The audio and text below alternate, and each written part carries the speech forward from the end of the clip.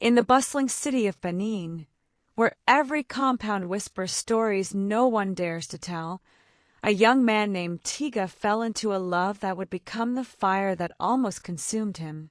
Tiga was only 23, fresh out of school, when he met Amaka, the kind of beauty that turned heads and silenced rooms. She had a laugh that echoed in your chest and a gaze that could melt your convictions. He met her during a church youth outreach in Asaba, and within 3 months they were married. People said it was too fast, but Tiga didn't care. Love was all he needed. But just 2 months into their marriage, Amaka told him she was pregnant. Confused, he scratched his head. "But how?" he asked, his voice trembling. "We've barely... She cut him short. "Tiga, are you doubting me?" His world blurred for a moment. Something didn't add up. But instead of pressing, Tiga did something rare, something noble. He took responsibility. He gave the child his name, F, and raised him like his own. Even when whispers started surfacing in the neighborhood, whispers that F looked a lot like Amaka's old boyfriend, Uche. By F's 3rd birthday, cracks were obvious. Amaka became colder, staying out late, glued to her phone, and every confrontation ended in shouting. Then came the night Tiga will never forget. It was past 10 p.m. Amaka hadn't returned. When he finally dialed her number, a deep voice answered, laughing before hanging up. Tiga's blood turned cold. Days later, his worst fears came true. He caught her in the arms of another man. It wasn't even Uche this time. She looked him dead in the eyes and said, "What do you expect, Tiga? You can't even give me the life I deserve." The divorce was messy. She took F, took the apartment, left Tiga with just his clothes and broken dignity. Years passed. Tiga, now working as a civil engineer in Lagos, met Tamoa. She was different, or so he thought. She was gentle, reserved, and had just left a failed engagement. They bonded over pain, and their scars aligned like puzzle pieces. When they married, it was quiet, no fanfare, just close friends and a small court ceremony in Acadia. But things took a turn after just 7 months. Tamoa's attitude shifted. She began comparing Tiga to other men. "Look at Kola, my ex. Do you know he drives a Benz now? And you're still taking Uber to work." He swallowed his pride for months, until one evening he returned home early from a site inspection and found divorce papers on the dining table. She was gone. No letter, no explanation, just a signed document and a note. "You're a good man, Tiga, just not good enough for the life I want." Months into his solitude, a letter arrived by courier. From Amaka. She wanted to meet. She said it was urgent. She said it was about F. Heart pounding, he agreed to meet at a quiet cafe in Benin. But when she arrived, she wasn't alone. She was holding F's hand, and behind them stood a man Tiga recognized. Uche, his old rival. Amaka looked uneasy. Uche just stared. And then came the shocker. "Tiga," Amaka began, "F has a rare blood condition. He needs a transplant. And according to the test results, you're not his biological father." The air left his lungs. But before he could respond, Uche dropped a bombshell. "We believe you've been cursed, Tiga. Everything that happened to you wasn't coincidence. There's a shrine in Ak where your name was taken years ago." Tiga blinked. "A shrine? A love sacrifice," Amaka whispered. "I did something back then. I didn't know it would follow you." When Tiga walked into that cafe, he didn't know his entire past was about to collapse in front of him. But this time, it wasn't demons or shrines. It was choices, mistakes, and painful truths. Amaka sat opposite Tiga, tears in her eyes, not from guilt, but desperation. She explained that F had fallen seriously ill, and the doctors needed a relative match for a transplant. When both Amaka and Uche tested incompatible, they turned to Tiga, who raised the boy for years like his own. Tiga leaned back, arms folded. He looked at F, now 9, quiet, unaware of the storm brewing around him. "You waited 9 years to tell me this?" he asked, voice shaking. "I didn't know," she replied. "I thought maybe you were. But when Uche and I got back together at all." "Got back together?" Tiga interrupted, a bitter smile forming. She nodded slowly. "After our divorce, a year later, the betrayal was deep." But Tiga looked at F, and his heart softened. "I may not be his blood," he said, "but he knows me as Daddy. That counts for something." Days passed. Tiga returned to Lagos, back to work, back to his tiny rented flat and his half-furnished kitchen. But something lingered, F's eyes. That boy still loved him. Then came a phone call. "Hello, is this Mr. Tiga?" "Yes. I'm calling from Goldcrest Construction. Your name came up on a list for a project supervisor position." Tiga's heart jumped. "Sorry, Goldcrest? I didn't apply there." "No, sir. Someone referred you, Tamawa Adebayo." Tamawa, his ex-wife. He almost dropped the phone. A week later, Tamawa called him. "I heard what happened," she said over the phone. "I shouldn't have left like that. You deserved better." He didn't know what to say. She apologized, not just for leaving, but for judging him. She explained how her new relationship with a wealthy tech entrepreneur had collapsed within months. The man had been verbally abusive, controlling, and eventually dumped her for a much younger woman. "I had peace with you, Tiga. I mistook simplicity for failure." But Tiga had changed. He was no longer desperate for validation. He told her he had moved on. Or had he? Just when things were beginning to stabilize, a woman named Kosi entered the picture. She was part of the Goldcrest team, working as a project manager from Port Harcourt. Smart, firm, and kind, with a backstory just as scarred as his. She was a single mother. Her fiancé died in a road accident 3 years ago, and she'd raised her daughter alone. Unlike Amaka and Tamawa, Kosi didn't see Tiga as incomplete because of his modest lifestyle. One afternoon after a site inspection, they sat on the balcony overlooking Lekki. "I know your type," she said, smiling. "You give your best to people, even when they don't deserve it." He looked away, embarrassed. "That's not always a good thing."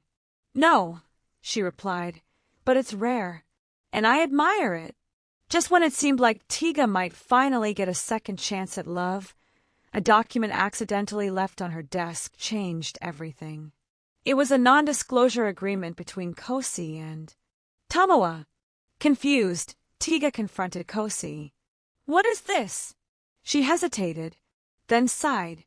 "I wasn't supposed to tell you, but Tamawa asked me to keep an eye on you. She wanted to know if you were still the man she left behind. If you were changing." "You mean all this U.S. was a setup?" he asked. "No," she said quickly. "It started as that, but then I genuinely liked you, Tiga. I didn't expect to find this." He stepped back, heart pounding. 2 women, 2 betrayals, and now 2 children depending on him. F and Kosi's daughter, Zara, who had already begun calling him Uncle T. He gave his name to a child that wasn't his, loved a woman who didn't love him back, was betrayed twice. And now, just when he thought he had peace, he discovered the woman who restored his hope had been part of a plan he was never supposed to know about. This is Tiga's story, and it's far from over.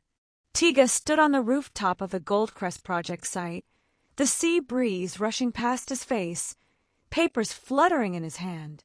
The NDA between Tamawa and Kosi, proof that everything he had begun to feel might have been part of another betrayal. Kosi came up behind him. "Tiga, please. Listen." But he didn't turn around. "You know what hurts the most," he said quietly. "It's not that you were spying for my ex-wife. It's that you pretended to care. And for the first time, I thought I could breathe again. Kosi moved closer. I didn't pretend. I swear. Yes, I agreed to it at first. I needed the money. But everything changed. You changed me. He looked at her now, searching for even a flicker of deception. But all he saw was regret. Back in Lagos, days after the fallout with Kosi, Tiga received a call from F's school. The head teacher explained that F had gotten into a fight with another boy who had called him a mistake. When Tiga arrived, F ran into his arms, sobbing.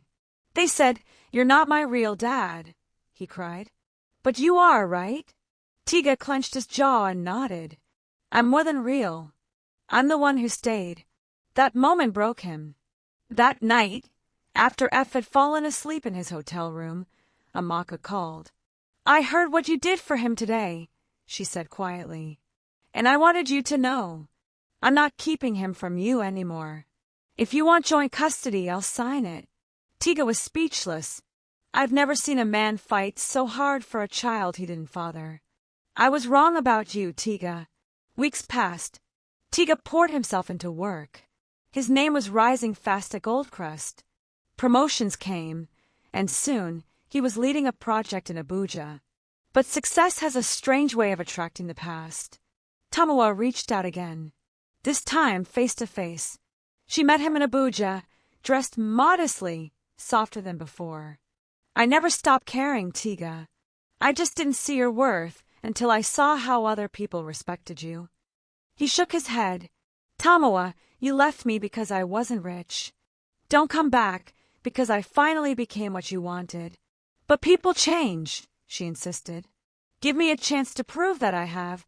He paused, then asked, "Did you ever love me? Genuinely?" She looked away.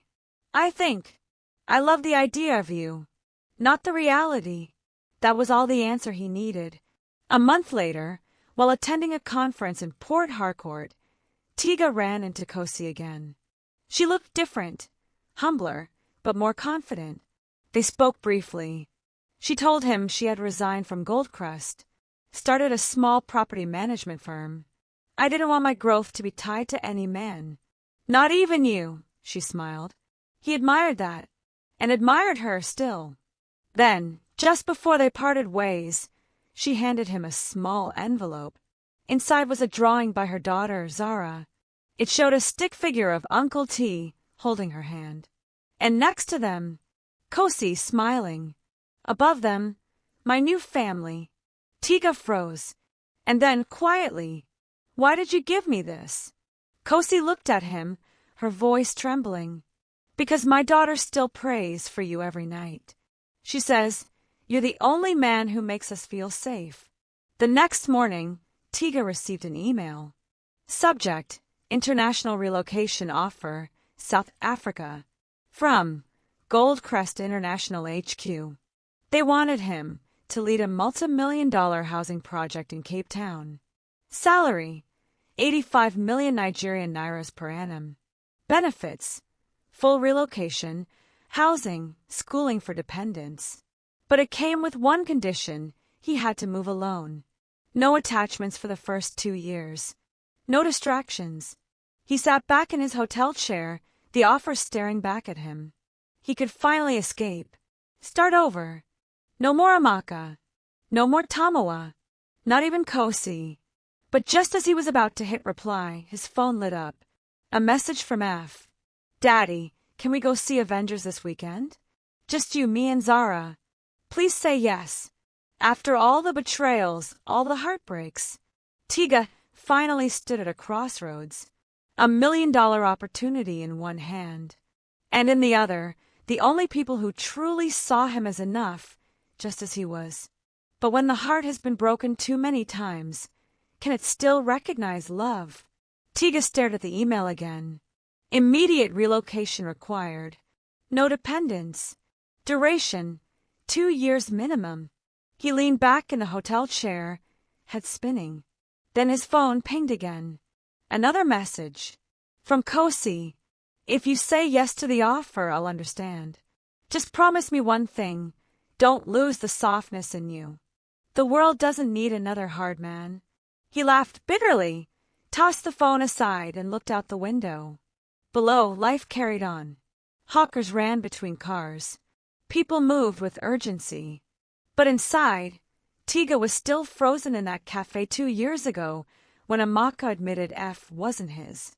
Back in Lagos, F showed up at his apartment with Zara and Kosi unannounced. Apparently, the school had closed early due to a staff strike.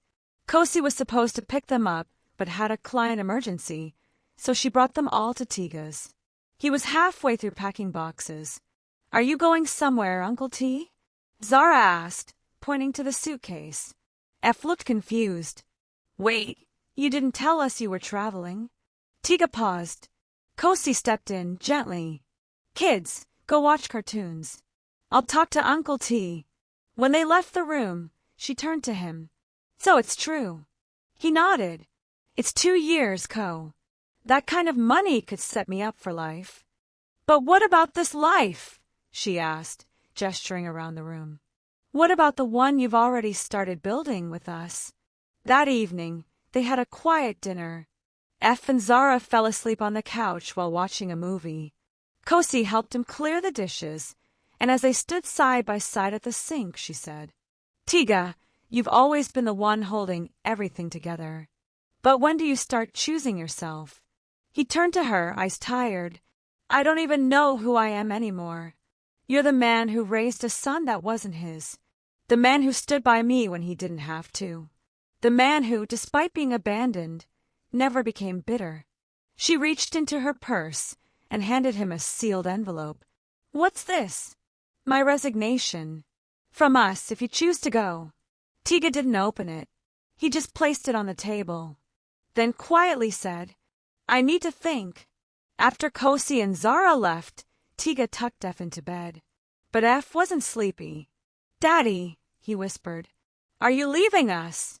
Tiga's heart cracked again. "Why would you say that?" "Because I heard Auntie Kosi crying in the car. And you're packing your bag." Tiga closed his eyes. "I got a job offer, son. A very big one. But it means I'd be away for a long time." F sat up. "But what if you go, and I forget your voice?" Tiga swallowed hard. "You won't," he said hoarsely. But deep down, he wasn't so sure. The day of the flight came.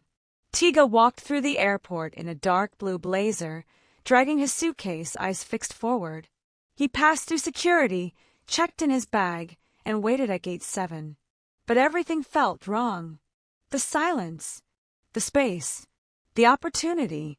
He imagined Cape Town, the boardrooms, the paychecks, the view from a penthouse apartment. And then he remembered F's words. "What if I forget your voice?" Suddenly, a voice echoed through the airport.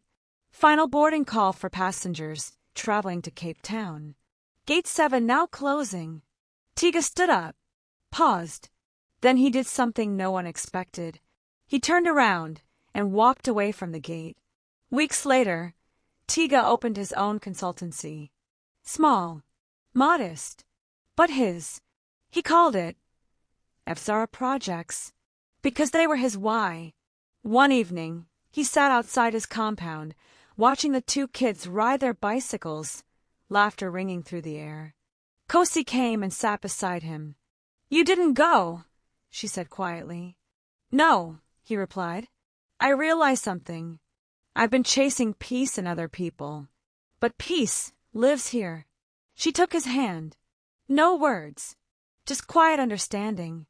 As the sun set behind them, Tiga smiled genuinely. For the first time in a long time, he wasn't beneath the vows anymore. He was beyond them. We often think love is loud. Roses, grand proposals, candlelit dinners. But sometimes, love is quiet. It's a man choosing to stay. A woman learning to trust again. And 2 children calling the same man daddy. This is what happened after the storm. 2 years later, Tiga and Kosi now live in a modest duplex in Lekki Phase 2. The outside is simple. No flashy cars or marble floors. But inside, laughter echoes through the halls. Zara is now in primary 4. F just got his first award in science club. And Tiga, he wakes up each morning before dawn, not for site inspections, but to pack lunch boxes. Kosi walks in as he finishes packing snacks. You know we could hire help, right? Tiga grins. And miss the way he smiles when he finds extra chin-chin? Never. She rolls her eyes, then kisses his cheek. One Saturday morning, while Kosi took the kids out for swimming class, the doorbell rang. Tiga opened the door, and there stood Tamawa. Older, paler, but softer. Don't worry, she said, holding up her hands. I'm not here to stir anything. I came to apologize. For real this time. Tiga let her in, cautiously. I heard about your company. You're doing well. I'm doing better, he said. But not just in business. She smiled. I can see that. After a pause, she asked, do you ever think, maybe we could have? No, he cut in gently. If we were meant to, I wouldn't have had to become someone else for it to work. Tamawa nodded. Then I hope she knows how lucky she is. She tells me every day, he said, walking her to the door. They shook hands. And just like that chapter was closed. That evening, after dinner, Zara asked the question that made everyone pause. Daddy T, are you ever going to marry Mommy? Kosi dropped her spoon. F grinned. Tiga looked around, then got up, walked to the cabinet, and pulled out a small velvet box. I was going to wait till Christmas, he said. But hey, why not let my daughter ruin the surprise? He got down on one knee, laughing, heart pounding. Kosi, you've been my peace, my partner, my quiet anchor. Will you marry me? She blinked, teared up, nodded. Yes. 1,000 times, yes. Zara clapped. F cheered. In that moment, there were no pasts, no betrayals, no regrets. Just 4 people who had chosen each other. Tiga never became the richest man in Lagos, but he became something much rarer. A man who found peace after pain, who chose to build rather than escape, who gave his name, his time, his heart, to people who finally saw him. And maybe that's what love truly is. Not the one who comes first, but the one who stays last. The end. Dear viewers, please subscribe, like and share for more stories like this one.